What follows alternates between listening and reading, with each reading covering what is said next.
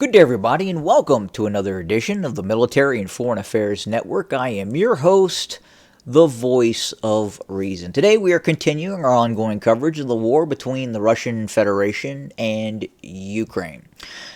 And as we left off yesterday, we are continuing to see this high-pressure campaign by Russian forces to envelop and essentially destroy Ukrainian forces in the vicinity of Bakhmut. We are also seeing a very similar operation taking place further to the south within the vicinity of Avdiivka. Now, while Russian forces are not assaulting the front lines of Avdiivka, they are maneuvering both to the north and south of Avdiivka. And it does look like there is an ongoing, albeit slow, methodical enveloping operation, double enveloping operation occurring near Avdiivka.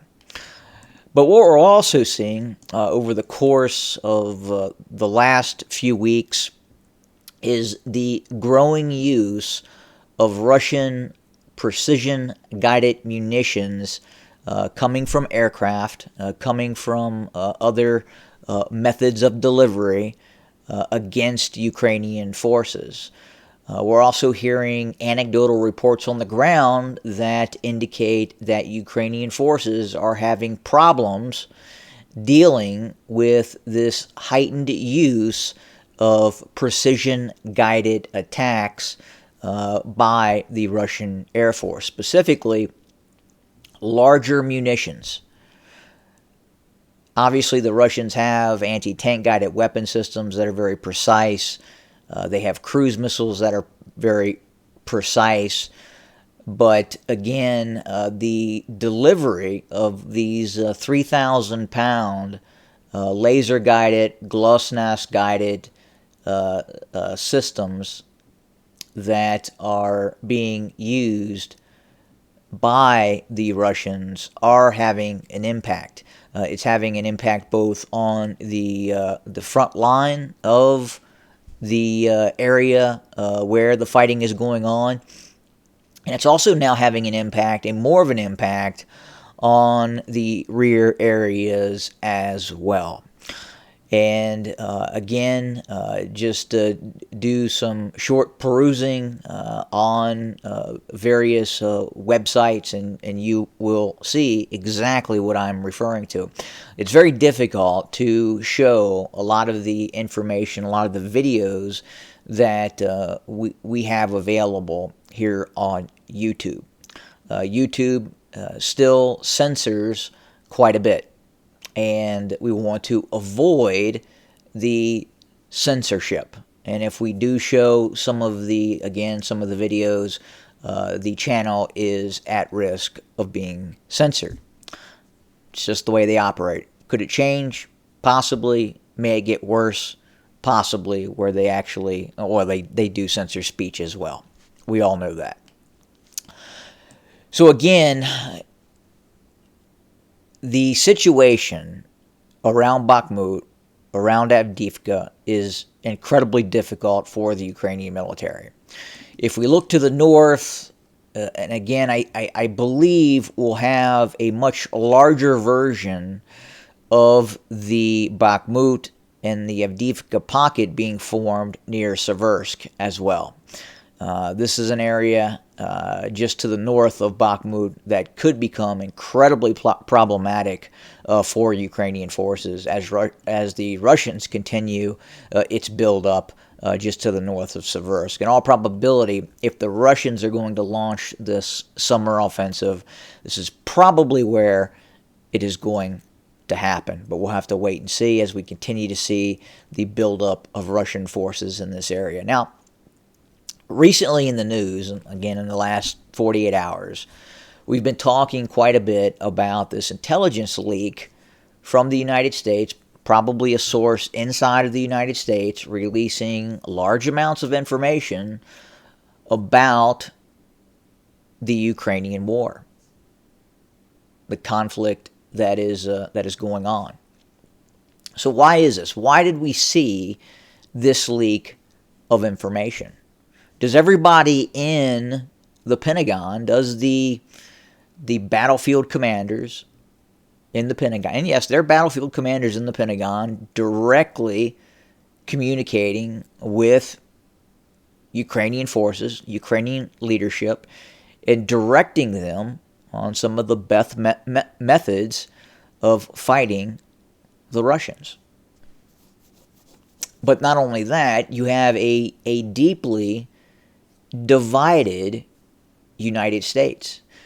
Now, does people inside of the United States support the Russian move into Ukraine? Probably not. But what I can tell you is that there are many people inside the United States, including leadership positions, that question how we arrived at this point. Not the actual invasion. Remove the invasion from your thought process. But how we arrived at this process. And that includes the question, did the North Atlantic Treaty Organization, NATO, expand too quickly and too far? Did the expanding of NATO into the Baltic states, into Eastern European states, into actual Soviet republics get us to this position? And I think most people would have to say, indeed, it probably did. When Ukraine separated from the Soviet Union and became an independent state, was that done in a prudent manner? Was the Crimea looked at closely? Was Eastern Ukraine looked at in terms of, okay, is this going to cause problems 20, 30, 40 years down the road? And I think at the time, again, the Soviet Union, and then followed by the Commonwealth of Independent States, and then the Russian Federation, found itself in an incredibly weakened position. But it was able to come out of that weakened position, and now we find ourselves where we are. So again, I do believe that there are folks in the Pentagon, there are policymakers, there are people in these think tanks that have contact with military leaders that absolutely believe that things were not handled correctly that has led up to where we're at now. And then you have to look at just the division inside of the United States. You have an incredibly corrupt political entity in charge of the United States right now. I've talked about Hunter Biden. I've talked about his direct commissioning into the United States Navy while being a drug addict. We have seen the use of the law enforcement agencies inside of the United States, and I believe eventually we will find out that some of the latest moves against the former president of the United States, such as the indictment handed down by New York, was politically motivated, absolutely politically motivated, and was authorized, quite possibly, at some of the highest echelons of the federal government. They don't want that man running for president again. So this is what is creating this division inside the United States. This is what is creating this atmosphere where information is going to get leaked out, because not everyone agrees with what is happening. I've talked about some of the issues here, some of the domestic issues here in the United States that are so obscene, so irrational, that I absolutely question the competency, the rationale, the reason within our own government here in the United States. I think it's lost its mind. But again, these are the issues that lead to leaks, that lead to other issues that will eventually arise. Obviously, and then you look at the Hunter Biden relationship with Ukraine. That existed. So people are going to ask questions. People are going to second guess. It's just going to happen. And that is why we have seen these leaks. Because again, not everybody agrees with what's happening on the ground. And especially handing over large sums of money in perpetuity to Ukraine. Is it wise? Especially if you look at the position now that the Ukrainians are taking. There are elements in the United States that are very concerned that if Ukrainian leadership obtains weapons that can strike deep inside of Russia, they will use those weapons to strike deep inside of Russia. Now, is it a wise military decision to do that?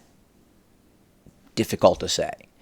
Do the Ukrainians have the right to strike deep inside of Russia? If we look at this as black and white and look at it as a true war, then yeah, in all probability they do. But again, I don't think a lot of people are looking necessarily at that.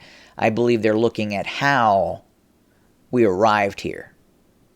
Poor decisions. Poor decisions.